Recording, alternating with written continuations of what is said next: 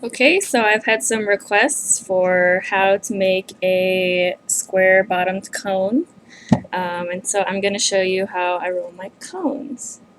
So first I have a filled cone, which I rolled myself, and I taped the sides up, and the end is open, as you can see. So what I first do is clip a very small amount off of the end, very teeny tiny amount. And that allows the air to exit the cone as I force the henna towards the front. So I take a little ruler and I use that to force the henna towards the front of the cone. And you can see, I'll show you, this is where it is now. It's going to come towards the end. And now it's all the way down to the end, okay? And it looks like this on the back. Okay, so I'm going to trim the end until there's about 1 inch left. Okay.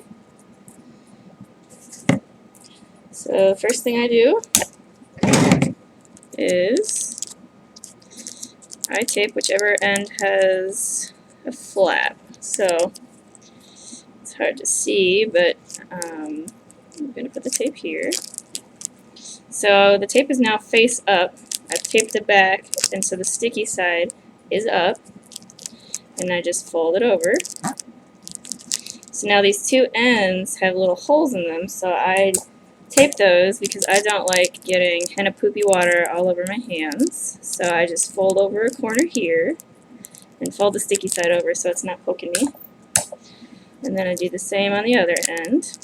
I just take this square of tape, fold it over,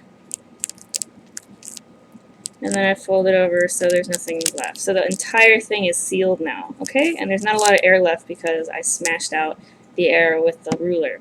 So here's the trick to getting a square bottom cone. I'm going to go ahead and make sure my henna is all towards the front. As you can see, there's a fairly straight line of henna here, so it's easy to manage. So when I fold, the first thing I do is I fold over a corner. Can you see? And then I fold over another corner. So it makes a little, I don't know, three-sided shape here. The trapezoid, but not really. And then this is going to determine sort of the size of the butt of the cone, this flat butt, which people said they're interested in. So then I fold it over once. You can see here. There we go. And then I fold it over again.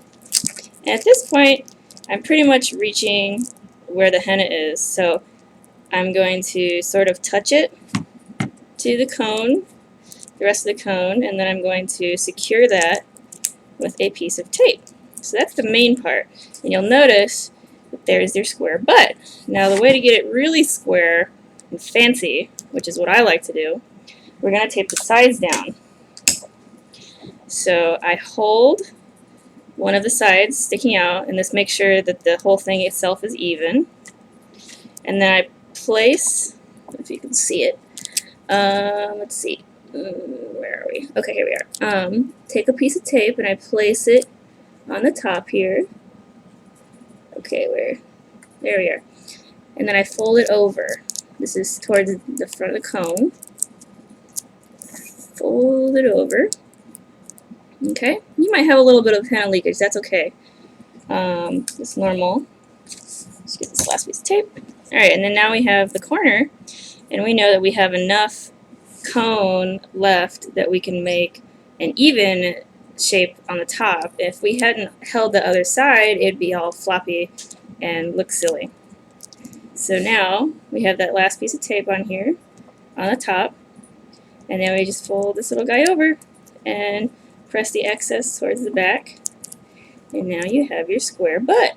It's very convenient and aesthetically pleasing.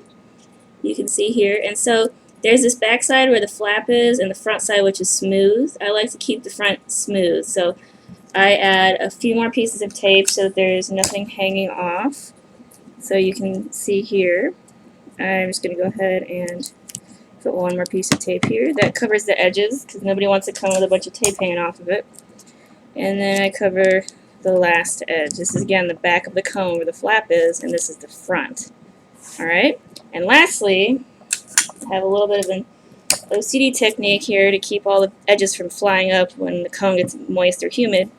I take it and place it across the rest of these. So all the edges are now taped down with this one last piece.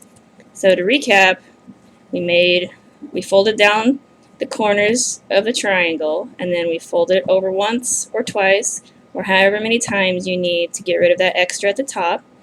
And then I fold down each side on the right and the left, which gives you that flat appearance. Okay, so the size of the fold is going to help determine the size of the square back.